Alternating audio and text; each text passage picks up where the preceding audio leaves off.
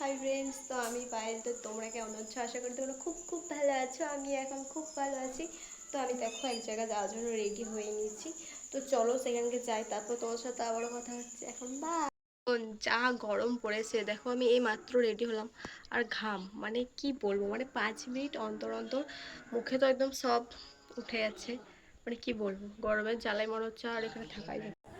গরম পড়েছে বেশ কয়েকদিনই হয়ে গেল, সেজন্য বাইরে বেরোলেও আর ক্যামেরাটা চালু করার ইচ্ছা হয় না। তো সেদিনে এসেছিলাম আমাদের বাজারে কিছু কাজের জন্য।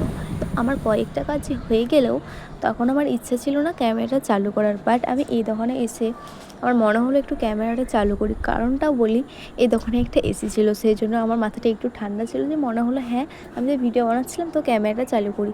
আর এই দোকানে এসে ভাইরে ভাই এত সুন্দর জিনিস কি বলবো, তো তোমরা নিজের চোখেই দেখে নাও কত সুন্দর সুন্দর জিনিস। হ্যাঁ, আমি এই দোকান থেকে একটা জিনিস কিনেছি, সেই জিনিসটা আমি তোমাদের নেক্সট ভিডিওয় দেখাবো।